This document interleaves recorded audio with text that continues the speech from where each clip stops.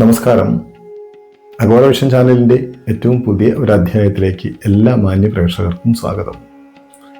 ഇന്നത്തെ വീഡിയോയുടെ പ്രത്യേകത 2026 അക്ഷയ തൃതീയ ഏപ്രിൽ 19 ഈ അക്ഷയ തൃതീയയ്ക്ക് വലിയ പ്രാധാന്യം കൊടുത്തുകൊണ്ട് ആണ് പലരും വീഡിയോ ഒക്കെ ചെയ്യുന്നത്. കാരണം എനിക്ക് പറയാനുള്ള സത്യസന്ധമായ ഒരു കാര്യം, മുൻകാലങ്ങളിൽ അക്ഷയ തൃതീയയെക്കുറിച്ച് ആരും പരാമർശിച്ചിരുന്നില്ല. അക്ഷയ തൃതീയ 2000 മുതലാണ് ഇങ്ങോട്ട് വലിയ പ്രചാരം വന്നത്. മുൻകാല ജ്യോതിഷ ഗ്രന്ഥങ്ങളിലൊന്നും അക്ഷയ തൃതീയയെക്കുറിച്ച് പറയുന്നില്ല. പിന്നെ എങ്ങനെയാണ് അക്ഷയ തൃതീയ വന്നത്? അക്ഷയ തൃതീയക്ക് ഇത്രയും പ്രചാരമുണ്ടായത്? അതൊരു തരം ബിസിനസ് മാത്രമാണ്. അപ്പോൾ ഈ സ്വർണം വാങ്ങിച്ചാലാണ് നമുക്ക് ഈ ഐശ്വര്യം ഉണ്ടാകൂ. അക്ഷയ തൃതീയയുടെ അന്ന് നമ്മൾ സ്വർണം വാങ്ങിച്ചാൽ മാത്രമേ നമുക്കത് ഇരട്ടിക്കുള്ളൂ. അങ്ങനെ ഒരു വിശ്വാസം നിലനിൽക്കുന്നു. അത് ഇപ്പം അടുത്ത കാലത്ത് ഉണ്ടായ വിശ്വാസം മാത്രമാണെന്ന് പറഞ്ഞു.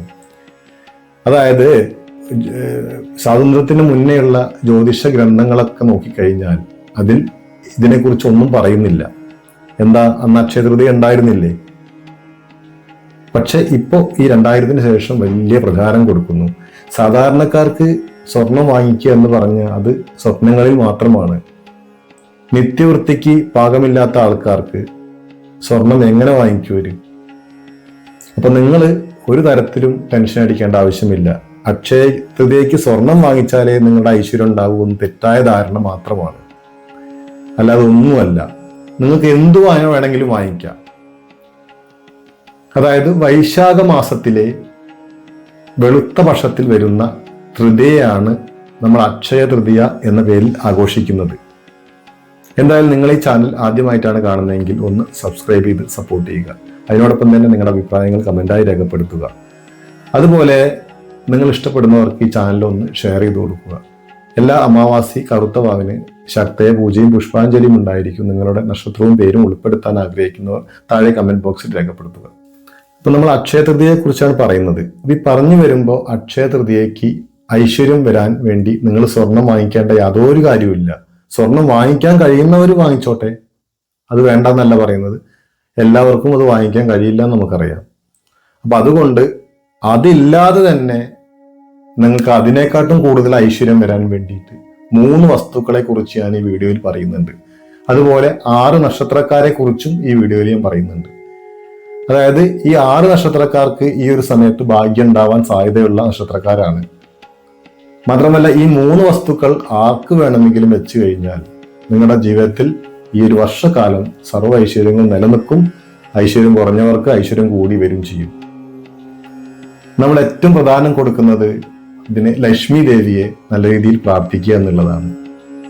അതായത് അക്ഷയ തൃതീയയുടെ ദിവസം രാവിലെ പ്രഭാത കൃത്യങ്ങളെല്ലാം കഴിഞ്ഞ് കുളിച്ച് ശുദ്ധിയായി നമ്മൾ പൂജാമുറി ഉണ്ടെങ്കിൽ പൂജാമുറി, അല്ലെങ്കിൽ ശുദ്ധീകരിച്ച ഒരു സ്ഥലത്ത് നമ്മൾ നെയ്യൊഴിച്ച് നിലവിളക്ക് കൊളുത്തി, അതായത് 5 തിരിയിട്ട് നിലവിളക്ക് കൊളുത്തിയിട്ട് അതിൻ്റെ മുന്നിലിരുന്ന് ലക്ഷ്മി ദേവിയെ നല്ല രീതിയിൽ പ്രാർത്ഥിക്കുക എന്നുള്ളതാണ് ഏറ്റവും വലിയ കാര്യം.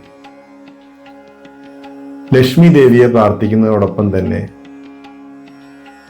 ശിവന്റെ മറ്റൊരു ഭാവമായ സ്വർണ്ണ ആകർഷണ ഭൈരവനെ പ്രാർത്ഥിക്കുക, കുബേരനെ പ്രാർത്ഥിക്കുക, ലക്ഷ്മി ദേവിയെ പ്രാർത്ഥിക്കുക, അതുപോലെ മഹാവിഷ്ണുവിനെ പ്രാർത്ഥിക്കുക. ഇങ്ങനെ 4 പേരെ നല്ല രീതിയിൽ പ്രാർത്ഥിക്കുകയും തൻ്റെ ഇഷ്ടദേവതയെയും പ്രാർത്ഥിക്കുക, അതുപോലെ ഗുരുകാരണവന്മാരെയും. ഇങ്ങനെ പ്രാർത്ഥന നടത്തിയതിനു ശേഷം നമ്മൾ ചെയ്യേണ്ട പ്രധാനപ്പെട്ട ഒരു കാര്യം, കുറച്ച് നെല്ല് ഒരു പ്ലേറ്റിൽ കുറച്ച് നെല്ല് എടുത്തു വെക്കുക. അതിനോടൊപ്പം തന്നെ 3 വെറ്റില, ഒരു ഒറ്റരൂപ നാണയം, അതായത് നെല്ല് വെച്ചതിന് ശേഷം അതിൻ്റെ മുകളിൽ 3 വെറ്റില വെച്ച് അതിൻ്റെ മുകളിൽ ഒരു ഒറ്റരൂപ നാണയം കോയിൻ വെക്കുക. ഇത്രയും വെച്ചതിന് ശേഷം നല്ല രീതിയിൽ ലക്ഷ്മി ദേവിയുടെ മന്ത്രങ്ങൾ കൊണ്ട് പ്രാർത്ഥന നടത്തി ആ വിളക്ക് ഒരു മണിക്കൂർ നേരം ഇരുന്ന് കത്തട്ടെ. സർവ്വ ഐശ്വര്യങ്ങളും നിങ്ങൾക്ക് നിങ്ങളുടെ ജീവിതകാലം മുഴുവൻ ഉണ്ടാവും.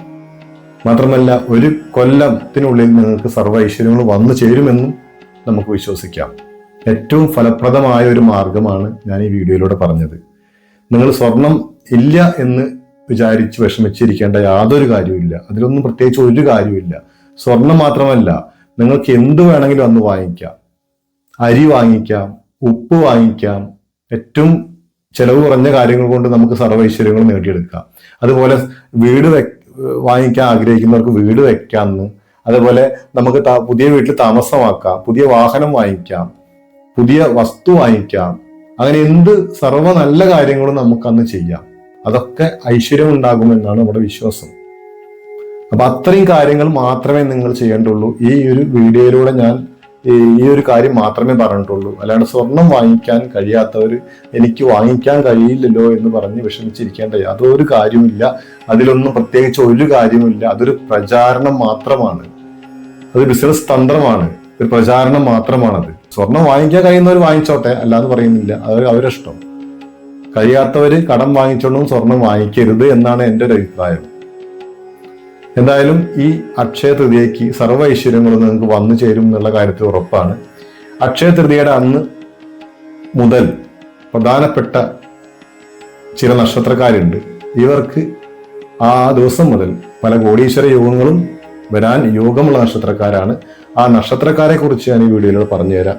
അതായത് ആദ്യത്തെ നക്ഷത്രം ഇടവക്കൂറിൽ വരുന്ന കാർത്തിക, രോഹിണി, മകീര നക്ഷത്രങ്ങളാണ് ഇതിൽ പ്രധാനപ്പെട്ട നക്ഷത്രം. അതുപോലെ തന്നെ തുലാക്കൂറിൽ വരുന്ന ചിത്തിര, ചോതി, വിശാഖ നക്ഷത്രങ്ങളാണ്.